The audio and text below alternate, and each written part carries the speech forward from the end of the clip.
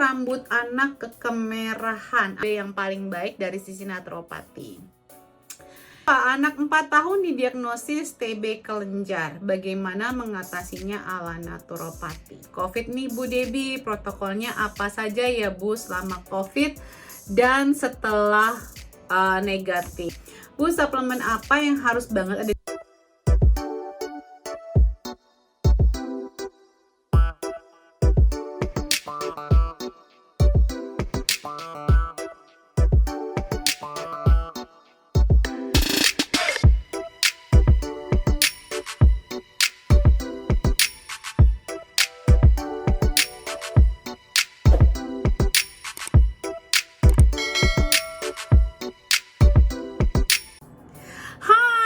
Lagi bersama saya Debbie Jamari, your favorite naturopathic practitioner.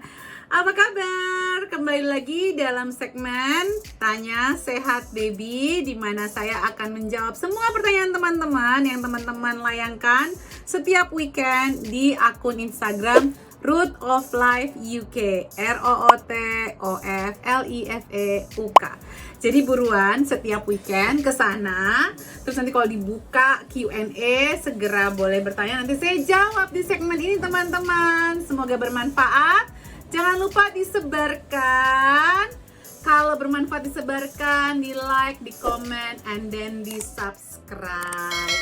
Oke, nyalakan lonceng merahnya biar jangan sampai ketinggalan video-video saya berikutnya. Oke, pertanyaan pertama dari Ibu Farah Dinavida. Bu, apa ada rekomendasi KB yang paling baik dari sisi naturopati? Ya, mungkin spiral. Kalau dari sisi medis ya spiral mungkin saya lebih anjurkan. Tapi dengan spiral, teman-teman juga harus sadar kalau pola makannya tetap harus dijaga. Yang antiinflamasi tetap harus dijaga biar tidak ada komplikasi. Ya itu sih mungkin kalau dari sisi medis ya. Kalau dari sisi naturopati mungkin yang bisa saya sarankan adalah spermanya dikeluarkan di luar, menggunakan kondom, atur jadwal. Ya, ada beberapa sih herbal, tapi mungkin nggak saya sarankan di sini. Mungkin saya akan lebih masukin di webinar mungkin ya, bukan untuk dimasukin dalam YouTube, unfortunately. Oke, berikutnya Ibu Mayela _ Yuska. Anak saya 4 tahun, sering meler tiap pagi. Apa yang harus saya lakukan Bu Deb? Tes alergi atau perlu cek yang lain? Tes alerginya IgG, tes IgG food sensitivity-nya biar ketahuan makanan apa aja yang mencetus melernya tiap hari. Ini pasti ada pencetusnya Bu. Vitamin D-nya dicek, zinc levelnya juga dicek ya Bu ya. Itu lebih baik kalau Ibu mau mencari sampai ke akarnya. Berikutnya dari Ibu Najah Hulpa, anak 4 tahun didiagnosis TB kelenjar. Bagaimana mengatasinya ala naturopati? Oke, TB adalah salah satu penyakit yang masih sangat serius di Indonesia. Dan despite ada vaksinasinya, walaupun sudah ada vaksinasinya, tetap kayaknya angkanya lumayan tinggi. Yang saya tangani aja ada beberapa. Jadi tentunya kalau protokolnya Ibu bertanya, saya mungkin lebih nyaman memberikannya di webinar ya Bu, karena ini ada pro dan kontra nantinya. Tapi saya mungkin bisa menambahkan ya, bagaimana kita bisa menghindari anak kita terpapar. Pastikan pola makannya jangan pola makan yang tinggi allergens. Jadi dipastikan IgE, IgG-nya dites, vitamin D-nya harus optimal. Terus zinc levelnya juga harus optimal ya. Asupan air putihnya juga harus dari awal MPASI dipastikan harus selalu optimal. Tidurnya juga dioptimalkan. Mungkin kalau saya sudah dapat diagnosa, mungkin dry skin brushing, Epsom salt bath, optimalkan vitamin D, optimalkan zinc level. Terus juga zat besi dan ferritin ini penting sekali untuk membantu imun sistem melawan infeksi bakteri. Terus dry skin brushing itu bagus sekali untuk mengaktifkan limfatik sistem kita. Air putih yang optimal membantu untuk mengeluarkan apapun yang menyumbat kelenjar getah bening kita. Jadi itu sih kalau saya bisa namain, mungkin probiotik ya, vitamin D, fish oil, itu tambahan. Kalau spesifik saya lebih nyaman menjelaskannya dalam webinar atau konsultasi pribadi. Karena apalagi anak-anak ya, pencetusnya atau riwayat kesehatannya mungkin bisa berbeda-beda. Berikutnya dari VB Amelia, saya positif COVID nih Bu Debbie, protokolnya apa saja ya Bu selama COVID dan setelah negatif? Hai Mbak VB, semoga sehat selalu ya setelah ini ya. Jadi kalau positif saya menyarankan untuk kumur-kumur dengan air garam laut setiap hari 3 kali sehari.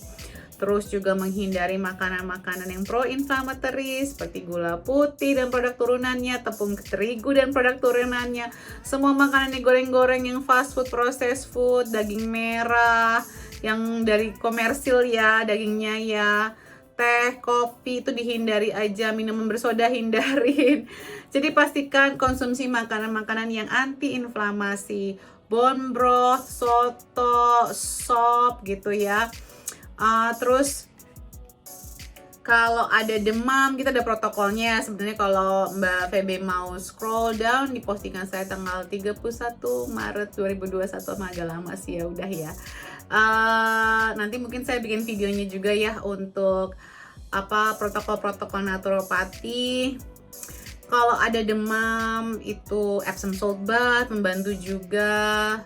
Pokoknya probiotiknya doublein, fish oilnya doublein, vitamin C-nya double, zinc-nya doublein, vitamin D-nya juga doublein. Kalau ada demam bisa memberikan tambahan belladonna juga bisa diberikan. Kalau batuk, ada gejala batuk pilek, bisa menambahkan seperti ada teh thyme dan kayu manis. Saya ada di YouTube saya Mbak, resepnya menambahkan jus nanas kalau radang tenggorokan. Terus apalagi ya, oil pulling juga bisa membantu begitu bangun pagi, kumur-kumur dengan air dengan minyak kelapa EVCO selama 20 menit itu bagus sekali untuk membersihkan ya. Malah kadang-kadang kalau kita lakukan ini secara rutin itu bisa menghindari kita dari virus itu nempel dalam sel tubuh kita.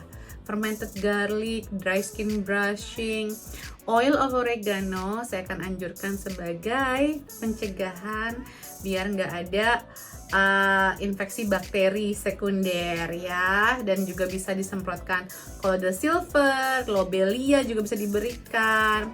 Nah, sesudah negatif saya tetap harus dipantau nih kayak vitamin D-nya, asupan anti-inflamatorinya, vitamin C-nya harus dioptimalkan minimal 2000 mg deh per hari.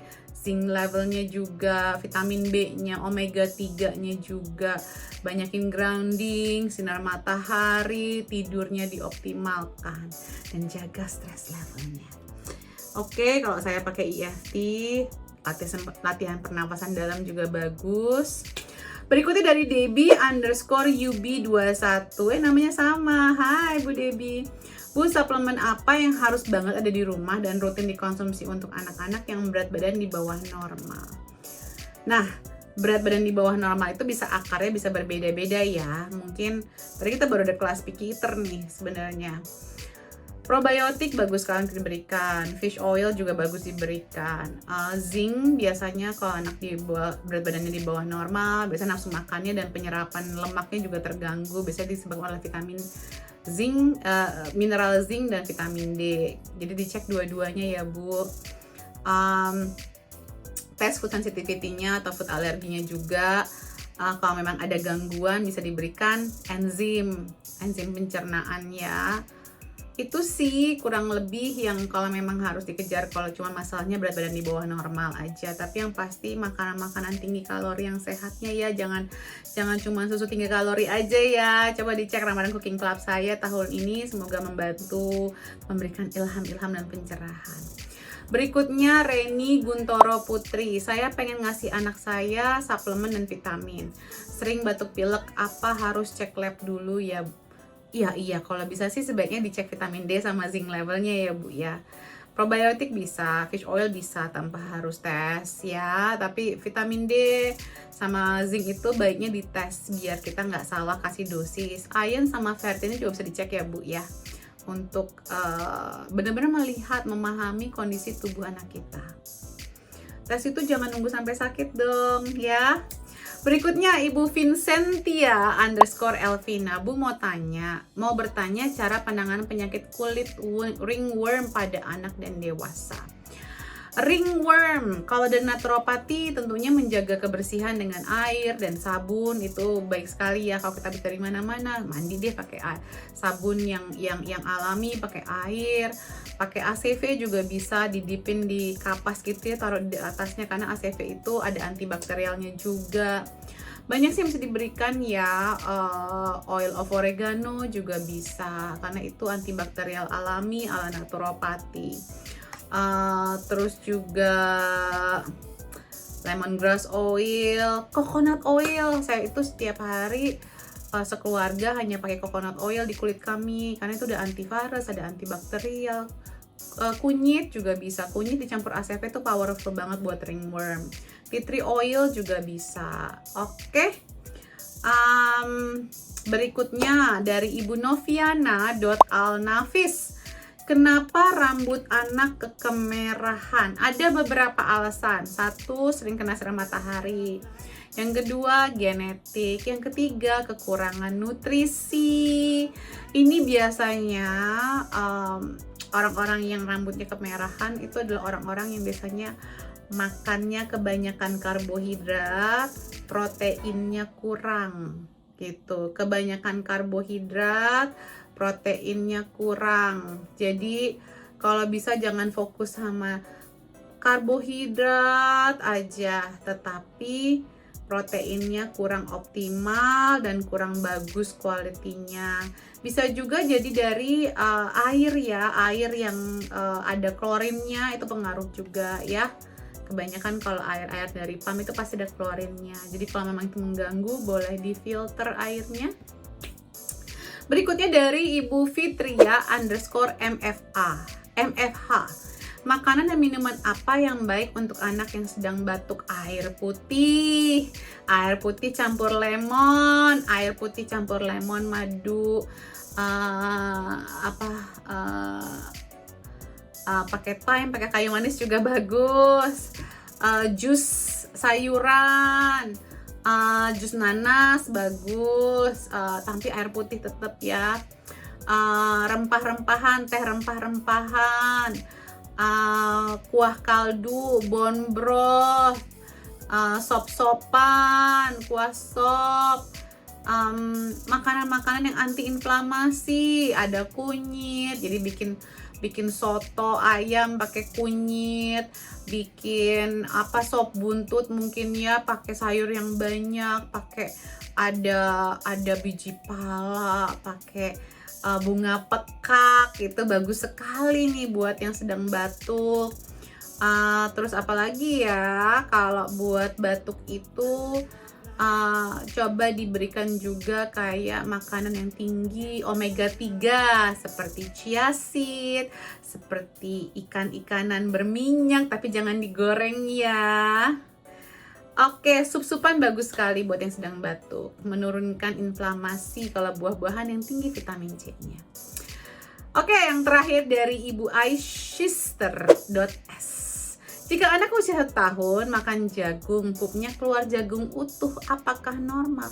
Gak normal.